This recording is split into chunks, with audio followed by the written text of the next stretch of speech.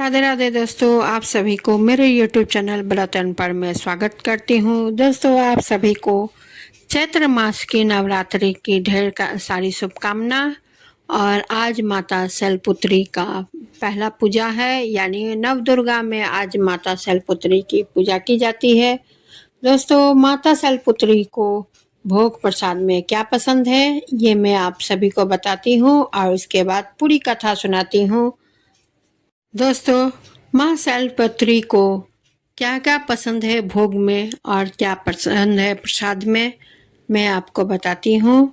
आप ध्यानपूर्वक सुने और उसी तरह माँ को भोग लगाए, माँ का आशीर्वाद पूर्णतः प्राप्त करें। नवरात्रि के पहले दिन माता शैलपुत्री को प्रसन्न करने के लिए शुद्ध देसी गाय का घी, मिश्री या सफ़ेद रंग की मिठाई जैसे बर्फी, पेड़ा का भोग लगाना चाहिए। इसके अलावा मखाने की खीर भी माता को प्रिय है। गाय के घी का भोग लगाने से आरोग्य और सुख की प्राप्ति होती है। माँ शैलपुत्री को भोग का प्रसाद और विशेष रूप से घी का उन्हें भोग ज़्यादा पसंद है। प्रसाद प्रमुख भोग सबसे उत्तम गाय का घी माना जाता है।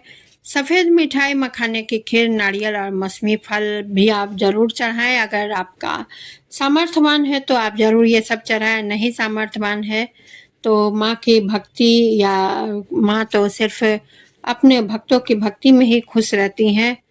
पूजा के बाद प्रसाद परिवार के सदस्यों में बांटे। माता शैलपुत्री को सफ़ेद फूल अर्पित करें।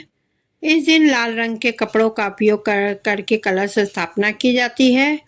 ओम संग शैलपुत्री देवे नमः मंत्र का जाप करें। इन भोगों को अर्पित करने से जीवन में स्थिरता, स्वास्थ्य और शांति बनी रहती है।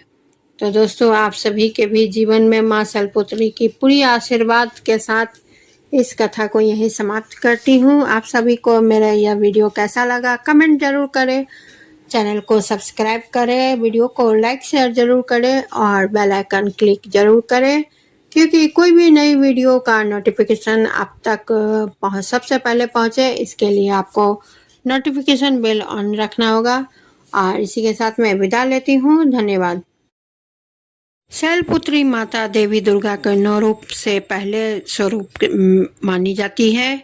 यही नव दुर्गा में प्रथम दुर्गा है। पर्वतराज हिमालय के घर पुत्री रूप में उत्पन्न होने के कारण इनका नाम शैलपुत्री पड़ा।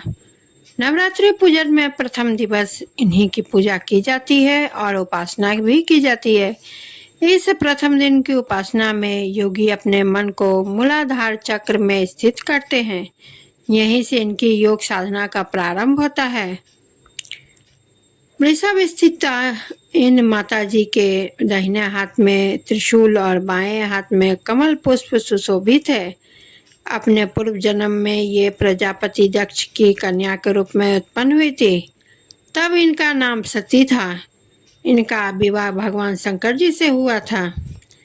एक बार प्रजापति दक्ष ने एक बहुत बड़ा यज्ञ का आयोजन किया।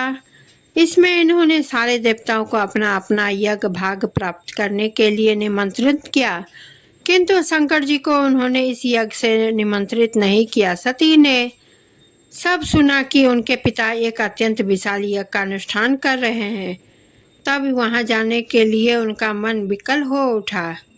अपनी यह इच्छा उन्होंने शंकर जी को बताई। सारी बातों पर विचार करने के बाद उन्होंने कहा, प्रजापति दक्ष किसी कारणवश हमसे रुष्ट है। हम अपने यज्ञ में उन्होंने हमारे से देवताओं को निमंत्रित किया है, उनके यज्ञ भाग भी दी उन्हें समर्पित किए हैं, किंतु हमें जानबूझकर उन्हें नहीं बुलाया, कोई सूचना तक भी नहीं भेजी। ऐसी स्थिति में तुम्हारा वहां जाना ठीक नहीं है और ना उचित है।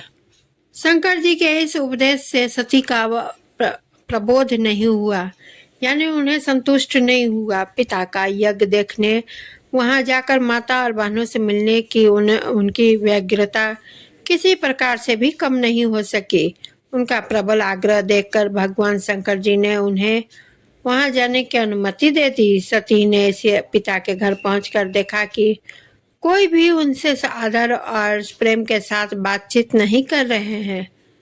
सारे लोग मुंह फेर रहे हैं। केवल उनकी माता ने उन्हें ममता बस गले लगाया। बहनों की बातों ने उनके व्यंग और उपहास के भाव भरे हुए थे।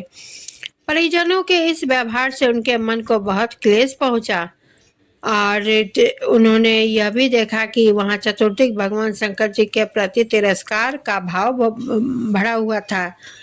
दक्ष ने उनके प्रति कुछ अपमानजनक वचन भी कहे। यह सब देखकर सती का हृदय क्षोभ, ग्लानि और क्रोध से संतप्त हो उठा।